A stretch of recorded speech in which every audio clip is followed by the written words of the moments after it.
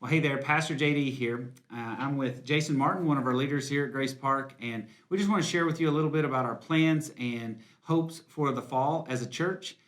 When we meet as a leadership team, we've been praying through what does it mean for us to be healthy in the fall, especially with COVID-19 and how that's affecting our gatherings, not just on Sundays, but also our community groups, our students, and our children's ministry. And so as we look at all this, our main goal as a church right now is to be healthy. And one of those areas we really want to focus on and put a lot of energy toward is healthy in our relationships. Because we know some of you are isolated. You've not been able to be back to our in-person gatherings. You've not been able to gather with a community group. And so we really want to work on how do we keep each other feeling connected with one another, knowing that you've got people that know what's going on in your life. They know your needs, and they're able to be there for you. So with that, we've been looking at the Sunday gatherings. And with the school situation, one of the challenges we have this fall is, now that school is back in, there's always going to be the question of will we or won't we by Friday afternoon.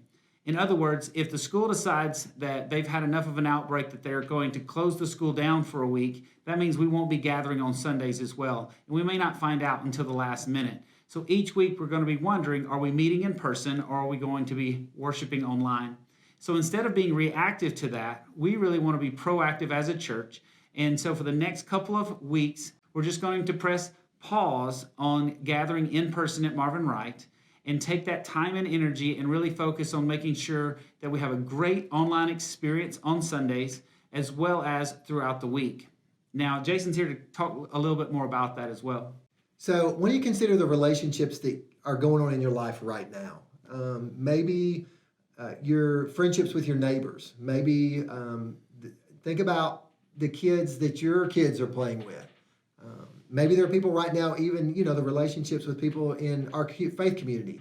The people that right now that you feel comfortable with, that you feel safe with in this COVID era. What if, dream with me for just a second, what if on Sunday mornings when we're engaging in online worship, what if you invite maybe one or two of those families to join you on Sunday mornings where you can worship together? Maybe you share a meal together. Maybe you pray together. What if that's part of that extended family that you feel like right now you already have? We feel like that's a great way right now that we can experience community as a church. What if you have a neighbor that you've been in a friendship with and you feel safe with? What if you invite your neighbor in to join you on Sunday morning? Or someone that you're a coworker that you've been in contact with because you've been working with, and you say, hey, why don't you come join us for worship on Sunday morning? Come hang out with us in our home.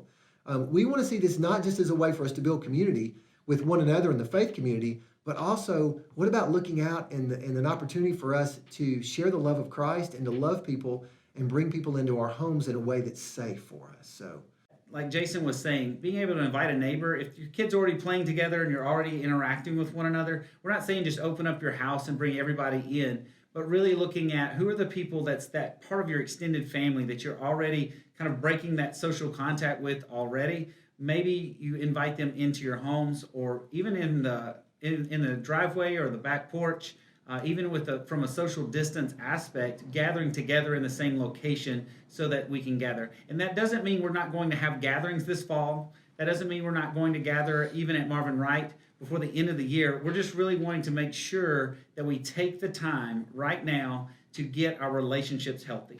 It's important as a church that we thrive in our relationships. But also, how do we serve our community? We get a great opportunity with the jetpacks. We've partnered with the Well to do that for Longview Elementary, and that's starting back up in September. But we're going to be looking and pursuing what are the best ways we can serve our city during this time and really use this as an opportunity, not just to focus our energies on our relationships, but also how do we serve others around us. But we want to provide an opportunity for you to fill out a kind of an informational sheet online in the coming weeks that's going to really give you a chance to communicate what are your needs relationally, but also emotionally and physically. How can we serve you? We really want to know how to meet your needs during this time. And so that's one of those things that to be looking forward to over the coming weeks.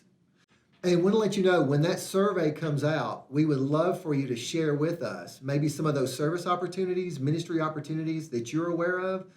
If you'll just include those on that survey, that would allow us to follow up and look to engage in those in our community. So that'll be a wonderful resource for us as well. So if you have any questions or concerns, feel free to reach out to myself or Jason and the leadership team. We really want to have a listening ear during this time and to be transparent of what kind of the process is, of what we're thinking through during this. We just want to make sure that we have clarity over confusion so that you know the why behind why we're making these decisions, and hopefully see our church thrive in the coming months. So with that, thanks for hearing us out, and we hope to see you soon.